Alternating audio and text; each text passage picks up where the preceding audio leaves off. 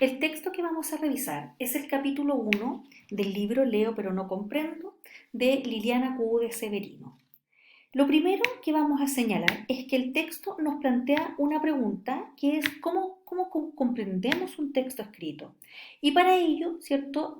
Se va a valer de una reformulación parcial del modelo del año 1983 de Fantig y King. Por lo tanto, nos plantea una pregunta que es conducida por la adhesión al modelo que ya les señalaba, el cual se va a ir explicando también en detalle en este capítulo. Se asume, por tanto, ¿cierto?, un modelo estratégico interactivo del procesamiento cognitivo del texto o del discurso, para el cual se considera conveniente establecer primero cómo está estructurado nuestro sistema cognitivo.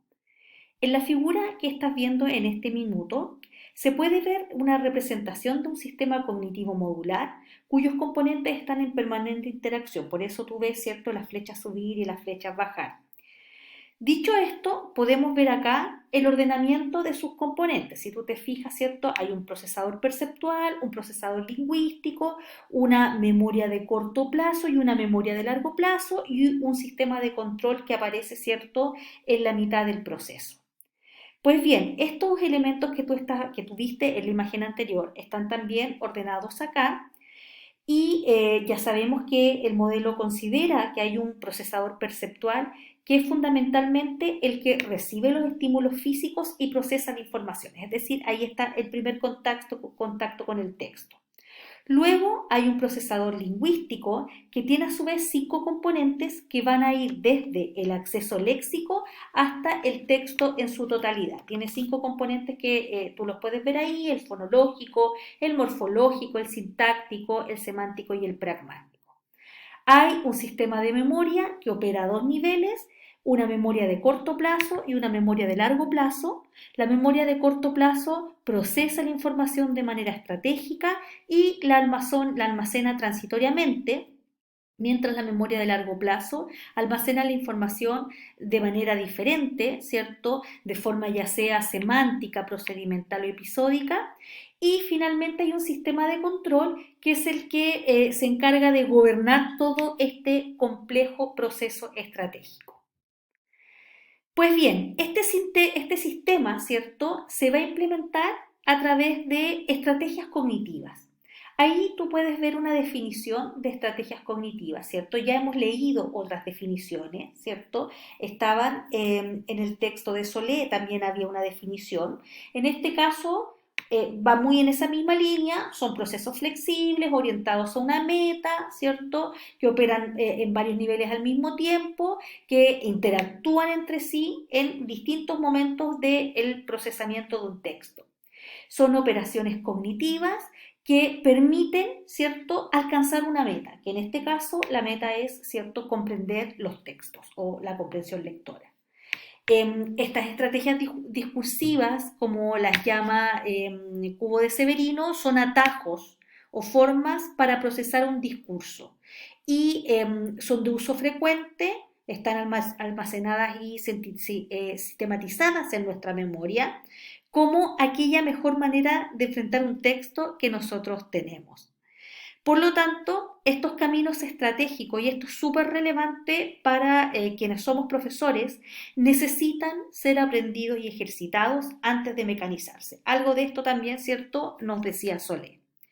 En este caso, estas estrategias se denominan discursivas y su propósito va a ser, evidentemente, que el lector pueda asignarle un significado comunicacionalmente relevante al texto para poder guardarlo en su memoria, que era uno de los componentes que habíamos revisado recién.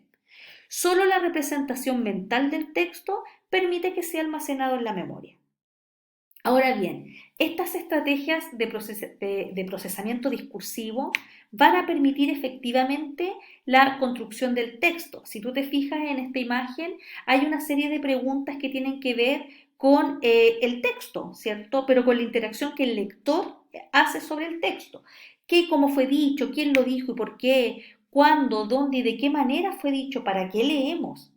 Y en la medida que el lector pueda dar formato a esta información y hacer una representación mental, va a poder almacenar, ¿cierto?, esta representación en su memoria. Pues bien, estas estrategias, como señalábamos previamente, van a permitir la construcción desde lo que desde el modelo de Fantini-King se denominan modelo de texto base y modelo de situación. Allí hay un esquema, dice, solo cuando el sistema de control confirma que los objetivos se han cumplido, podemos hablar de comprensión del texto. Y ahí estamos, ¿cierto?, hablando de todo lo que ya previamente hemos señalado. La construcción del texto base, como tú vas a ver en el texto, porque esto está trabajado en detalle en el texto, es multinivel y según algunos autores, ¿cierto?, sería también de naturaleza jerárquica. Hay varios ejemplos en el texto que te pueden ayudar a visualizar estos niveles, ya que el lector debe usar estrategias de diversos tipos para construir esta representación mental multinivel. Y esas estrategias están bien ejemplificadas en el texto. Ahí la autora es bien generosa y nos va dejando varias pistas para entender cómo funcionan estas estrategias. En el caso, ¿cierto?, de el texto base, aquí, por ejemplo, está el desglose de las estrategias que son mencionadas en el capítulo, desde las léxicas a las superestructurales y también están en detalle descritas.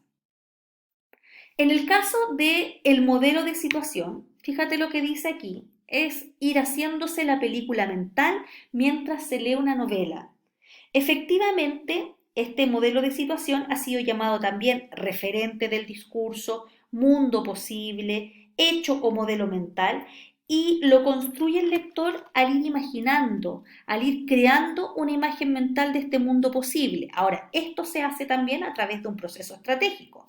Si tú te fijas en esta lámina, ahí ves una lista más o menos extensa de estrategias posibles que emplea el lector para hacer esta representación de este mundo posible. También estas estrategias están descritas en el texto, por lo tanto las puedes ir a mirar y ahí hay ejemplos también para la mayoría de estos casos. Por lo tanto, ¿cierto? Aquí, para hacer una síntesis, hay una adhesión a una forma de entender la comprensión lectora y que es súper conveniente que hagas el siguiente trabajo. Intenta graficar o esquematizar la información de este capítulo como una forma, primero, de asegurar tu propia comprensión, tal como lo vimos, ¿cierto?, en el texto de Parodi. No hay mejor muestra de haber alcanzado lo que Parodi llamaba ese texto 5, que poder decir lo que hemos comprendido, pero también porque la información de este capítulo es súper relevante para la construcción de tu cátedra 1. En la cátedra 1 ustedes, cada uno con su dupla, van a tener que generar un instrumento para evaluar la comprensión lectora.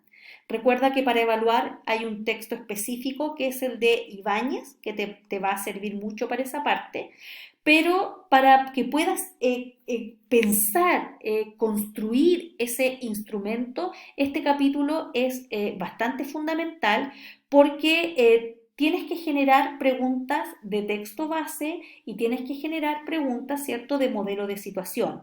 Por lo tanto, yo te invitamos a que puedas leer en detalle este capítulo y sobre todo que puedas ir representando tu información a través de esquemas o recogiendo las mismas preguntas que están en el texto.